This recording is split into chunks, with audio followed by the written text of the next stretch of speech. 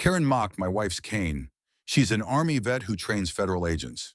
I've seen a lot of ignorant people in my life, but nothing prepares you for someone mocking your wife's disability like it's a punchline. My name's Thomas Gray. I'm a freelance software developer, dad of one, and husband to Sergeant First Class Dana Gray, retired Army intelligence, and one of the toughest humans to ever walk this earth, cane or not.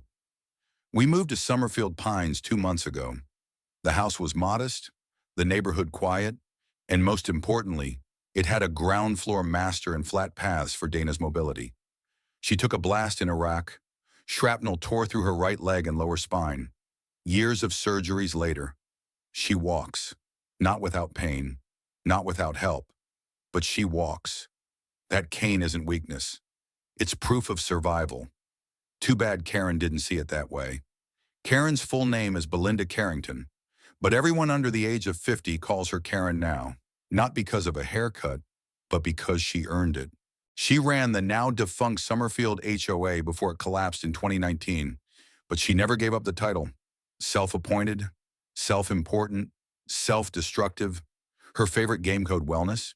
It wasn't about lawns or paint colors. It was about appearances and who, in her eyes, fit the aesthetic of a proper community. Dana, with her titanium cane and subtle scar across her cheek, didn't fit the mold. The first comment came during our second week.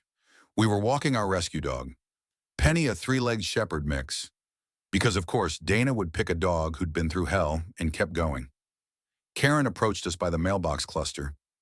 "Ah," she said, tilting her head. "A match set." Dana looked puzzled. "Excuse me," Karen smiled.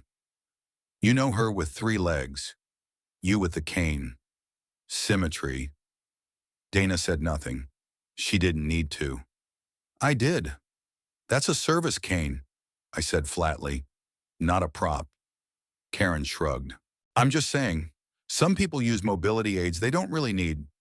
I've read about it online." We walked away. Dana didn't speak until we were home. "I'm used to it," she said. I wasn't. 3 days later, we found a community health and safety violation on our door. Printed, laminated, signed SCCE, which I later learned stood for Summerfield Community Code Enforcer. There was no such office. Violation reason: excessive display of personal limitation equipment on shared sidewalks. Dana laughed. "I guess my leg brace is ruining the neighborhood aesthetic." I didn't laugh. Instead, I pulled out my phone and started documenting everything. I learned that Karen had issued over 20 of these fake notices in the past year alone. She fined a woman recovering from chemo for wearing a headscarf, told a man using a walker to take the back exit to avoid guest discomfort, even called the sheriff once on a teen with Tourette's for disruptive behavior at the park. She wasn't just judgmental. She was weaponizing shame, and now she'd aimed it at Dana. I confronted her that Saturday. We were hosting a small barbecue, 5 people, 2 dogs, nothing loud. Donna was out front, chatting with a neighbor when Karen stormed down the sidewalk. "I warned you," she snapped, waving her laminated form. "This is a second infraction." Donna turned, weight shifting on her cane. Infraction of what Karen sneered. Sidewalk disruption. Personal appearance violation. If you want to cosplay a soldier, fine, just don't do it where the rest of us have to see it. I swear to God, I almost swung on her, but Dana raised a hand. Calm, steady. Then she said 5 words I'll never forget. "Want to see my DD 214? Karen blinked. "What's that?" "My discharge papers," Dana replied. "Want to see the medals too? Bronze Star, Purple Heart, Joint Service Commendation. I earned every limp in this leg." Karen stuttered.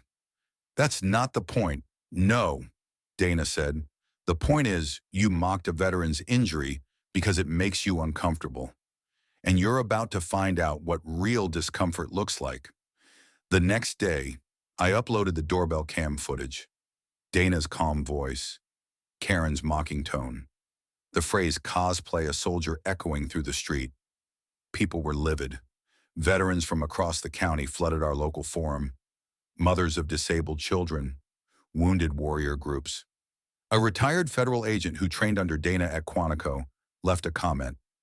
She's not just a vet, she trained half the agents in this region, including me. News stations called, HOA attorneys called. Even the mayor's office issued a statement condemning discrimination masked as policy. Karen tried to walk it back, claimed we edited the footage. She didn't know our neighbor had recorded the entire sidewalk altercation from her garden. That footage got 2 million views on Twitter. By the end of the month, Karen was served a formal cease and desist for impersonating a community enforcement officer. The city passed a resolution affirming visible medical aids were protected under ADA. The remnants of the HOA disavowed Karen's actions and dissolved any remaining claims of authority. Donna was invited to speak at the annual Civic Resilience Conference. In Summerfield, they painted a cane symbol on the sidewalks, a mark of inclusion, not exclusion, right outside Karen's old house. She moved by winter. Now, when Dana walks Penny, people wave, kids ask about her medals. No one sees a limp anymore. They see a leader. And Karen, well, she learned that mocking the strong doesn't make you powerful. It makes you small. Call to action. Have you ever witnessed disability being treated like an eyesore instead of an honor? Have you seen judgment disguised as policy? It's time we speak up for the visible, the vulnerable, and the veterans, because a cane isn't a crutch. It's a damn badge of resilience.